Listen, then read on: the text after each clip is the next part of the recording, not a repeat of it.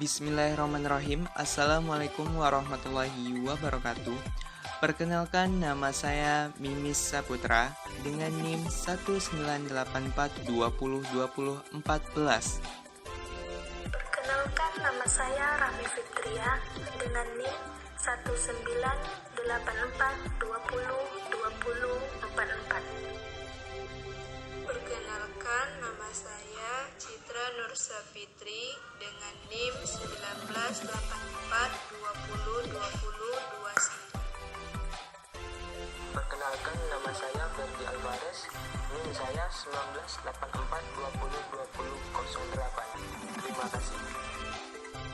Di video kali ini, kami dari kelompok 8 akan mempresentasikan hasil observasi mengenai permasalahan dan solusi pembelajaran daring di sekolah selama pandemi COVID-19. Berdasarkan fakta, pandemi COVID-19 menghantam berbagai sektor di Indonesia.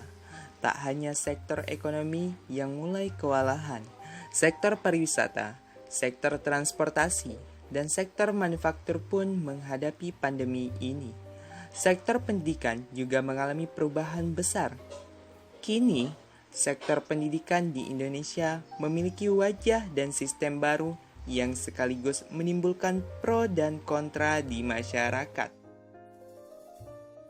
Nah, pemerintah masih menerapkan sistem pembelajaran jarak jauh atau yang sering disebut juga dengan PJJ pada semester pertama tahun ajaran 2020-2021. Hal ini disebabkan masih tingginya grafik kenaikan jumlah korban COVID-19. Pembelajaran jarak jauh ini memakai sistem daring dan luring, terutama untuk daerah-daerah yang masih berzona merah. Misalnya, di Provinsi Riau, di mana di sekolah sebagai tempat siswa-siswi belajar. Pembelajaran sistem daring ini dibantu dengan beberapa aplikasi seperti Google Classroom, Google Meet, Edmodo, dan Zoom. Nah, sedangkan pembelajaran luring atau luar jaringan artinya pembelajaran dengan memakai media seperti televisi dan radio.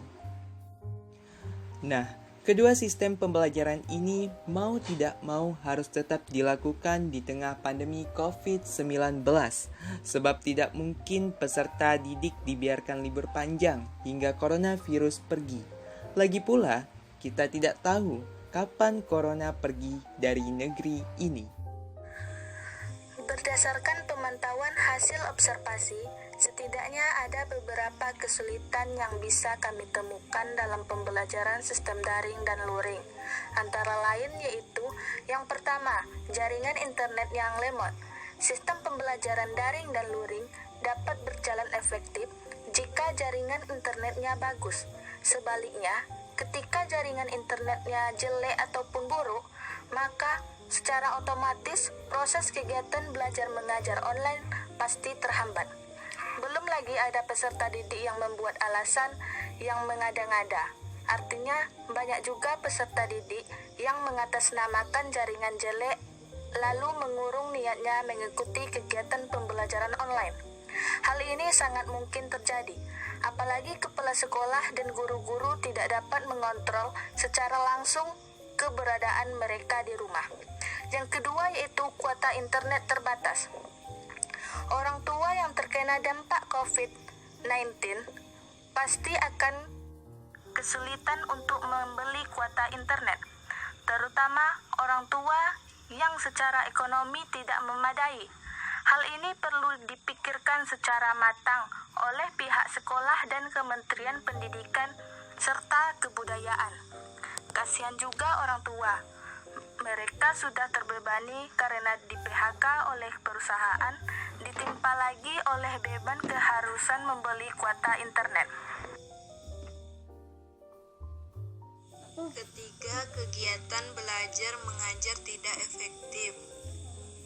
Sistem pembelajaran daring dan luring tentu tidak seefektif pembelajaran di sekolah. Hal ini terjadi karena beberapa faktor, misalnya pengurangan jam mengajar, Guru-guru yang biasanya mengajar 4 jam di sekolah terpaksa hanya mengajar selama 1 jam. Dampak lanjutnya, peserta didik akan kesulitan memahami materi yang banyak dalam waktu yang relatif singkat, apalagi berhadapan dengan mata pelajaran program MIPA, matematika, fisika, kimia, dan biologi. Keempat pelajaran ini tentunya membutuhkan waktu yang cukup lama karena banyak penurunan rumus. Itu artinya waktu 1 jam sangat tidak cukup. Pengajar juga belum memiliki pengalaman dan bekal cukup dengan sistem pembelajaran daring, sehingga cara dan media mengajar masih cenderung repetitif dan kurang inovatif. Tak lupa para siswa, khususnya mahasiswa, juga mengeluhkan sistem pembelajaran daring. Banyak mahasiswa yang harus menunda penelitian mereka karena tidak bisa mengambil data di lapangan. Konsultasi tugas akhir pun terhambat. Akibatnya target lulus terancam tertunda. Dari ketiga kesulitan di atas mesti ada solusinya, baik dari pihak sekolah maupun pemerintah. Setidaknya ada beberapa solusi yang bisa kita atasi. Yang pertama, bantuan pemerintah dan sekolah. Bantuan pemerintah tersebut dapat berupa pemberian paket kuota gratis bagi para kaum pelajar dan pengajar. Terkaitnya dengan orang tua yang kesulitan mendapatkan kuota internet, pemerintah perlu hadir dan bahkan memberikan suntikan dana. Maksudnya, pemerintah tidak hanya membuat regulasi dan kebijakan pembelajaran melalui sistem daring dan luring di setiap sekolah.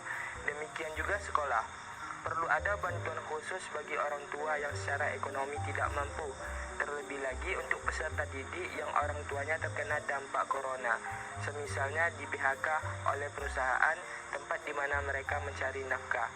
Yang kedua, perihal kegiatan belajar mengajar yang kurang efektif. Sekolah dan para stafnya perlu menemukan cara tersendiri agar materi yang dipelajari sebisa mungkin dapat dipahami oleh peserta didik. Entah bagaimanapun caranya, tidak harus memaksa peserta didik untuk memahami materi pembelajaran secara 100%. 50-70% pun saja sudah cukup. Setidaknya mereka tetap memahami materi yang sedang dipelajari. Baiklah, itulah tanggapan. Jadi, sistem daring dan luring ini akhirnya menuntut kita untuk kreatif dalam mendidik serta didik. Sebagai calon pendidik, kita perlu bangkit dari cara-cara mengajar yang sudah lama.